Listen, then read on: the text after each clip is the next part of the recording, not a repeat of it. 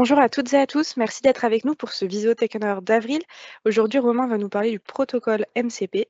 Comme d'habitude, si vous avez des questions pendant la présentation, n'hésitez pas à les poser, on les traitera à la fin. Moi, je te laisse la parole. Eh bien, bonjour à tous. Je m'appelle Miras Romain et aujourd'hui, on se retrouve du coup pour le Visio Tech Hour du coup portant sur le sujet MCP, connecter l'IA à vos outils. Eh bien, commençons.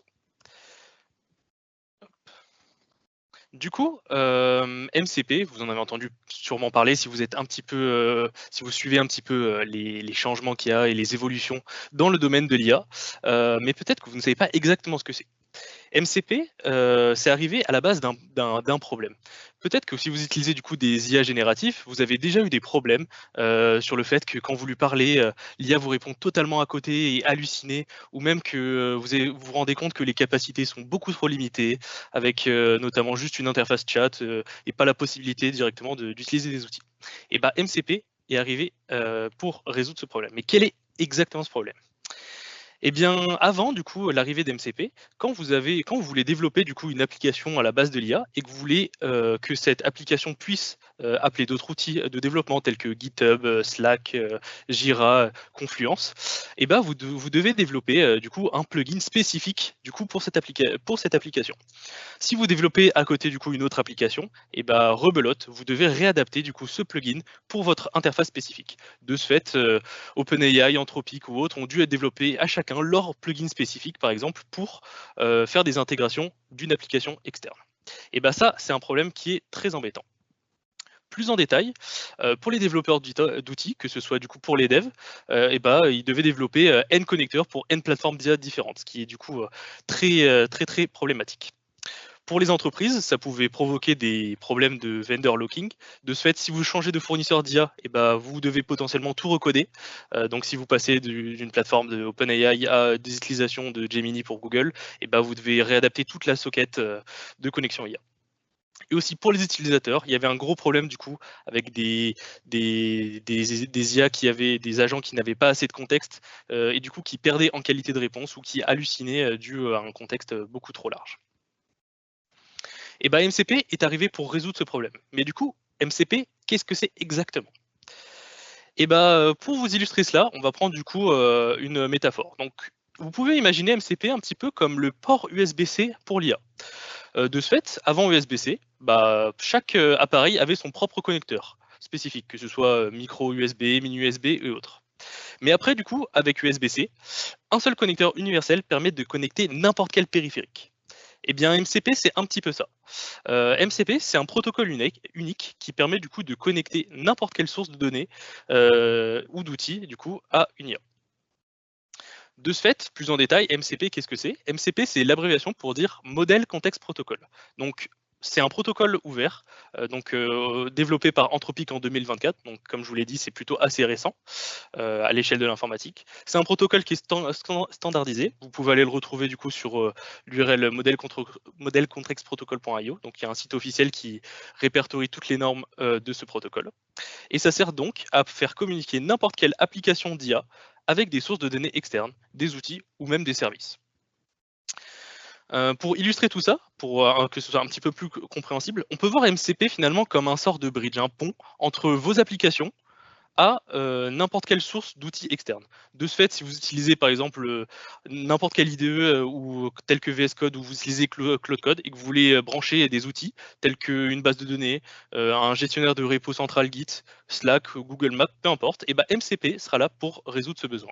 De ce fait, il va interagir comme pont entre votre application et des outils externes. Pour quelques caractéristiques clés, du coup, comme je l'ai dit, c'est un protocole du coup qui est ouvert, donc il y a une spécification publique, royalty free. C'est totalement vendor neutral, c'est bien que ça a été développé du coup par Anthropic, c'est pas lié à un fournisseur d'IA spécifique. Donc vous pouvez utiliser le protocole de communication pour via des IA d'OpenAI, de Gemini ou même d'Anthropic. C'est un protocole de communication du coup qui est basé sur le JSON gRPC. Donc pour ceux qui sont communs avec les méthodes de communication des API REST, c'est basé du coup sur ce même protocole de communication. Donc c'est léger et déjà éprouvé. C'est un protocole du coup qui dit stateful, donc il va maintenir une connexion d'état entre le client et le serveur. On en parlera un petit peu plus en détail après. Et c'est également du coup sécurisé, du coup avec le protocole Auth2 pour le contrôle d'accès, isolation des serveurs et gestion du coup des credentials. Et chose très importante, du coup, c'est un protocole qui est bidirectionnel. Donc il va communiquer avec un serveur, mais également le serveur va du coup nous répondre. Eh bien, passons un peu plus en détail sur comment ça fonctionne MCP. Donc, dans un premier temps, il faut comprendre qu'il y a 3 grands acteurs dans le fonctionnement du coup du protocole MCP. Dans un premier temps, il y a l'host ou l'hôte du coup, représenté du coup par le carré en jaune. Donc ici, on peut y voir ça comme une application quelconque, que ce soit VS Code avec GitHub Copilot pour l'utilisation, Cloud Code, peu importe. Il existe plein d'applications hôtes qui intègrent du coup le protocole MCP. Une application hôte va donc instancier des clients pour chacune de ces connexions serveurs.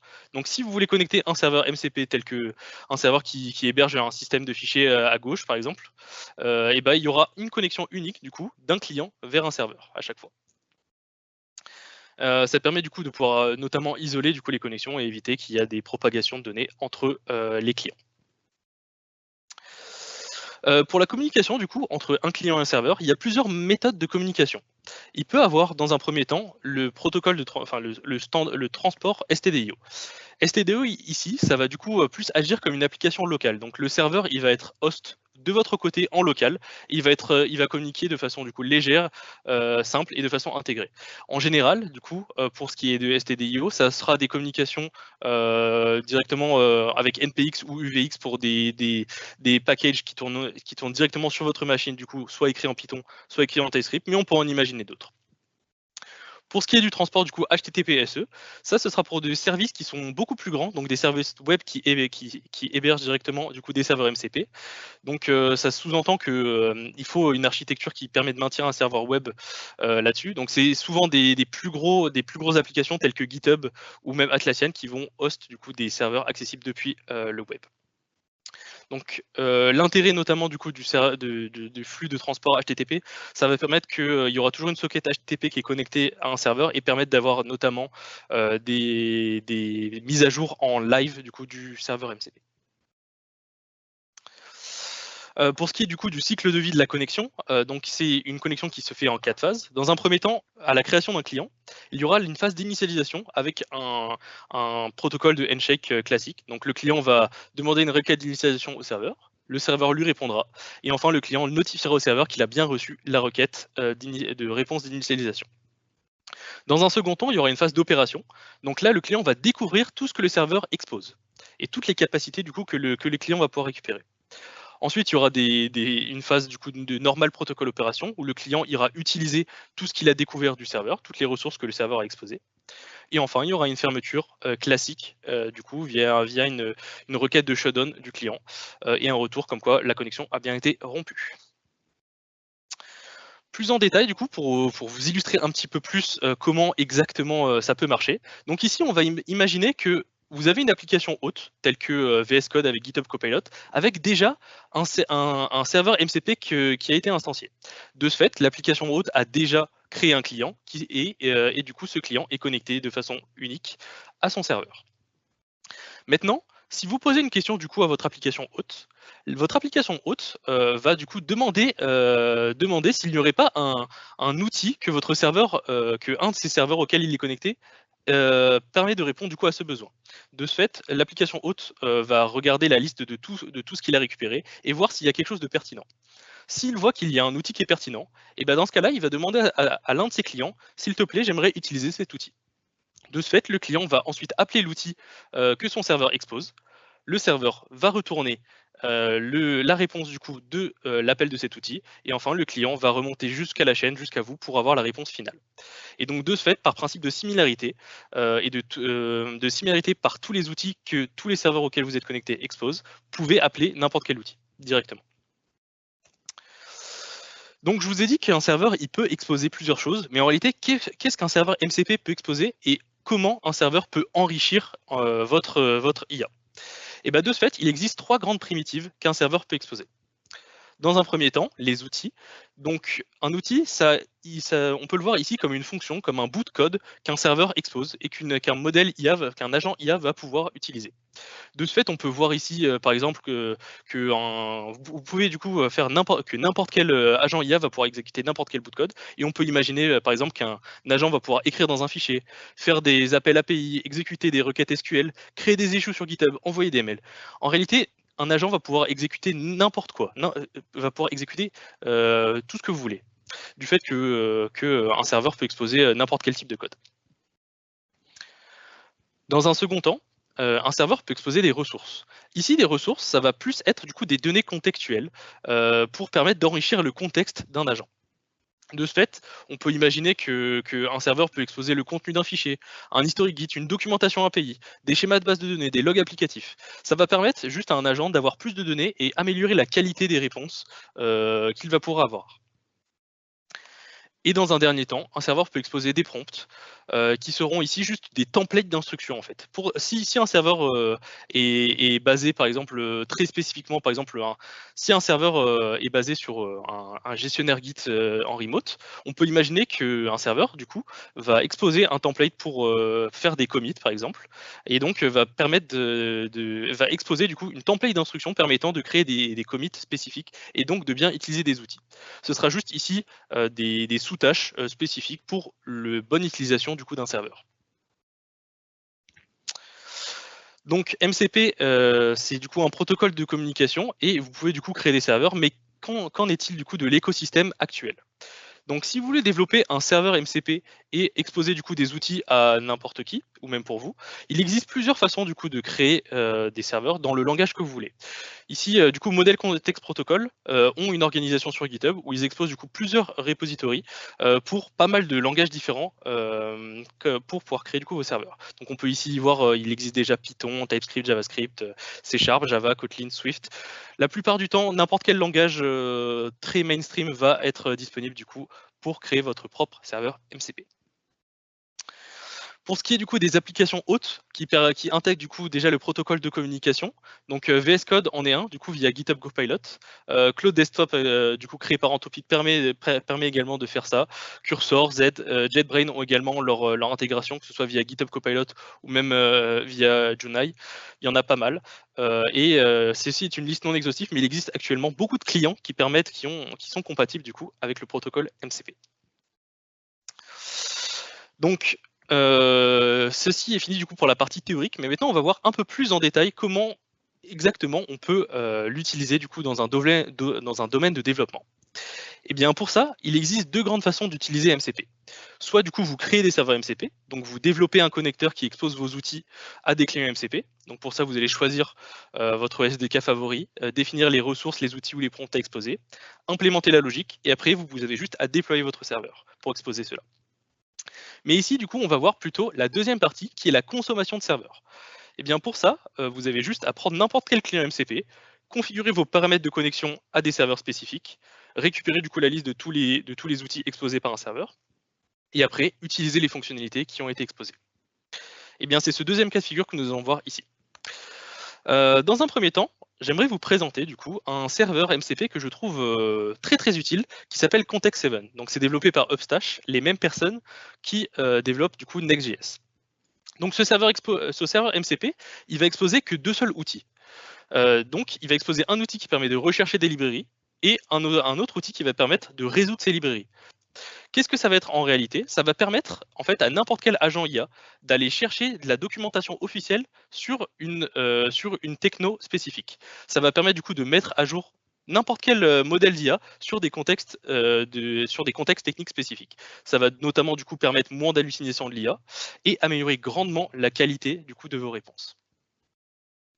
Pour vous montrer un petit exemple, du coup, j'ai juste ouvert du coup un workspace vide dans Visual Studio. Et du coup, comme vous pouvez le voir, déjà dans Visual Studio Code, il existe une marketplace spécifique qui permet de faire du click and play sur n'importe quel serveur MCP.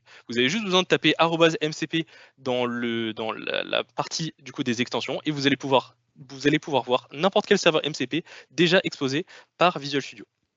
De ce fait, ici, il existe déjà le serveur Context7, et en cliquant du coup sur Installer in Workspace, il y aura du coup la configuration du serveur en question qui sera déjà créée directement. De ce fait, ici, on peut y voir notamment les types de transport à l'intérieur. On peut y voir que pour ce serveur MCP, ce sera du stdio avec la commande npx qui va se lancer, ce qui sous-entend que du coup, il va avoir un serveur qui vont tourner en local, du coup un serveur ici TypeScript, vu que c'est npm qui est installé, du coup du serveur MCP Context7. Et donc ici également, si vous regardez juste en haut, vous pouvez voir qu'il y a écrit que le serveur est démarré et que 2 outils ont été exposés. Si maintenant on retourne sur notre fenêtre de chat et qu'on clique en bas pour voir la liste de tous les outils disponibles, on peut y voir que le serveur MCP de Context7 a bien les 2 outils en question. Donc ici, il y aura les 2 outils. Le premier qui s'appelle Get Library Documentation et l'autre Resolve Library by ID. Donc tout ça pour permettre d'avoir du coup des librairies, des documentations officielles pour notre agent.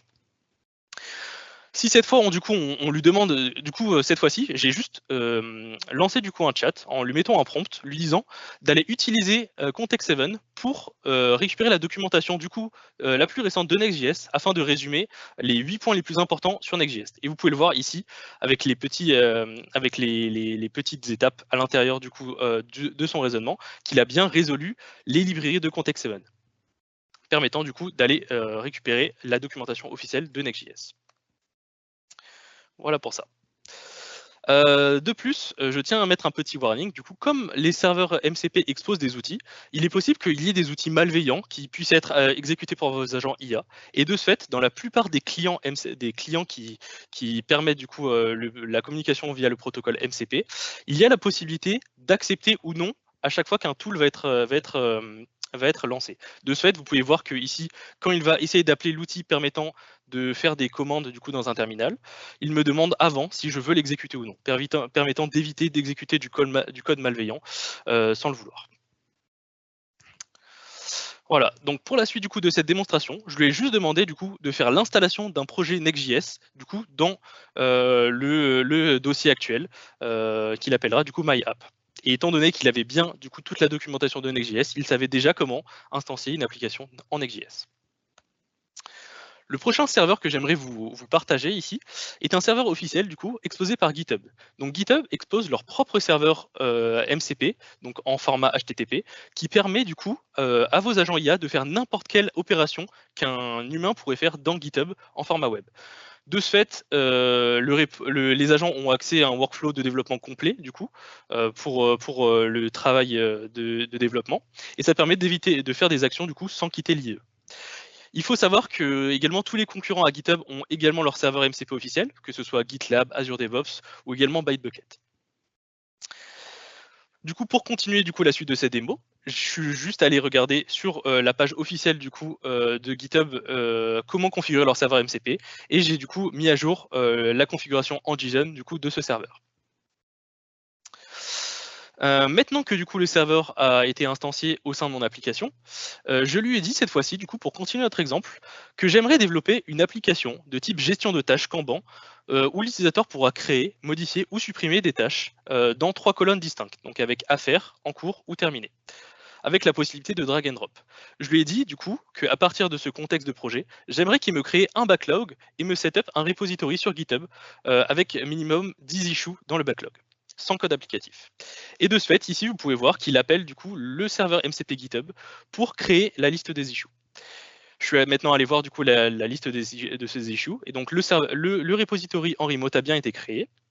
On peut y voir qu'il y a du coup un total de 11, donc il a créé une tâche en plus. Et si on va inspecter l'un de ces issues, on peut voir qu'il y a ici fait un format très spécifique avec une partie objectif, critères d'acceptance, spécification UI, et qu'il a bien découpé en plusieurs bouts le développement de notre application. Pour continuer du coup notre petit démo, je lui ai dit du coup de faire un MVP fonctionnel du coup de ce petit projet Kanban. Et donc c'est ce qu'il a réalisé. Pour la suite du coup des présentations de certains serveurs MCP, je voudrais vous présenter du coup le serveur MCP de Playwright. Donc Playwright, si vous pouvez peut-être déjà connaître cet outil. Donc c'est un outil qui est à la base développé par Microsoft, qui sert à faire du test end-to-end sur des navigateurs Chromium en headless notamment. Donc ça permet de faire du test assisté. Mais ici, le serveur MCP Playwright, du coup, est un petit peu différent de l'outil officiel de Microsoft. Donc ce serveur MCP est également développé par Microsoft, mais ici, il permet que n'importe quel agent IA peut faire n'importe quelle action à l'intérieur d'un navigateur web. Ça va permettre notamment du coup de faire du test assisté directement dans un navigateur et de faire une interaction complète dans un navigateur. Donc notamment permettre le debug et la compréhension de page dans un domaine de développement. À noter que du coup, il y a un concurrent officiel aussi à ce serveur, donc qui s'appelle Chrome DevTool MCP, qui est plutôt développé par la branche de Google, qui est un serveur également officiel permettant de faire les mêmes types d'interactions dans un navigateur web, mais plus pour une notion de développement plutôt qu'une notion de debug. Donc pour pouvoir utiliser ce serveur, encore une fois, je suis allé sur la page officielle du serveur et j'ai rajouté la petite configuration dans ma liste des configurations des serveurs. Pour vous illustrer du coup l'utilisation de ce serveur, je lui ai dit, maintenant que le MVP a été créé, j'aimerais qu'il me fasse le test complet de mon application avec en plusieurs étapes. Et de ce fait, vous allez pouvoir le voir ici par cette petite vidéo. Il va du coup ouvrir un navigateur en format headless et va du coup faire tous les tests pour s'assurer que l'application a bien été du coup implémentée. De ce fait, comme il a implémenté une API en CRUD à l'intérieur du coup de cette application, il va tester que tous les endpoints du coup d'ajout, de suppression et de mise à jour ont bien été créés. Donc là, vous pouvez voir, je ne touche pas ma souris à droite quand j'ai fait la démo, et c'est bien du coup tous les appels faits par l'agent dans le navigateur qui vont être exécutés. Donc il va faire un test complet, puis après me fournir un rapport complet de tous les tests qu'il a effectués.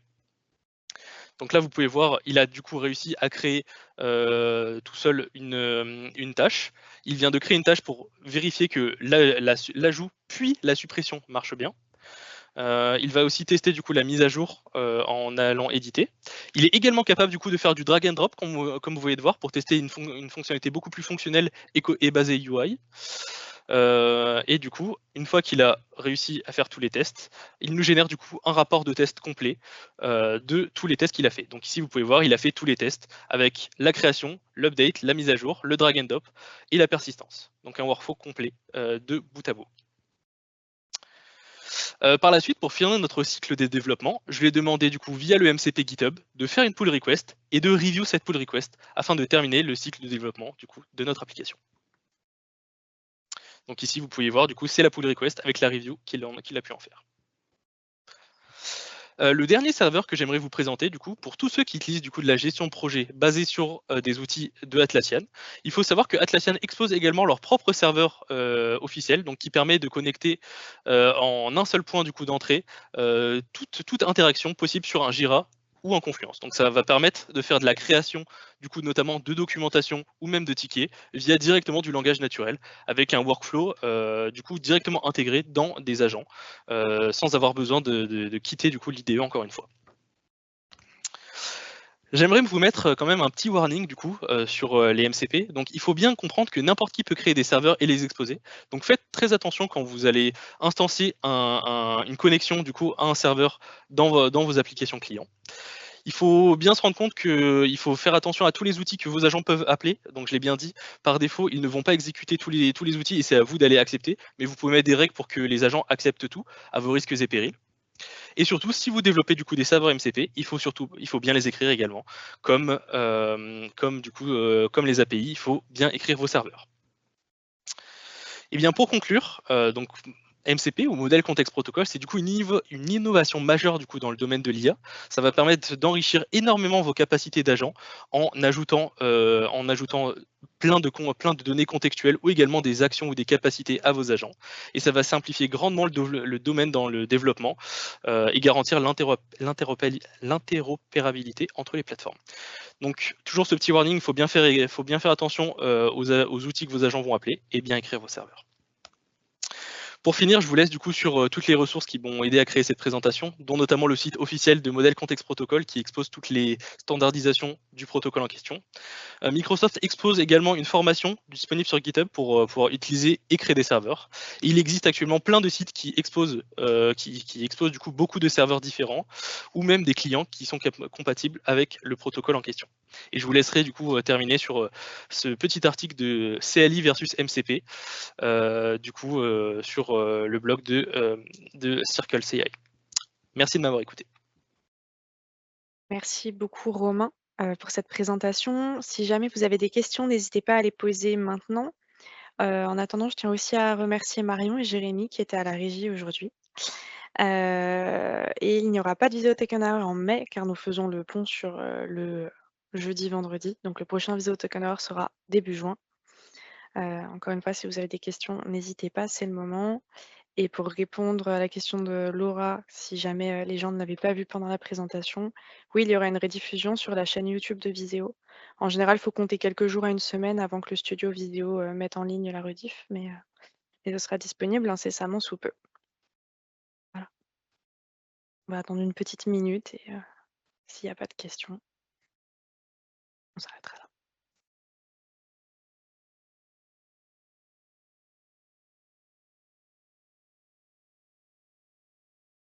Je vois rien de nouveau, je ne vais pas retenir captif plus longtemps Romain, Jérémy et Marion.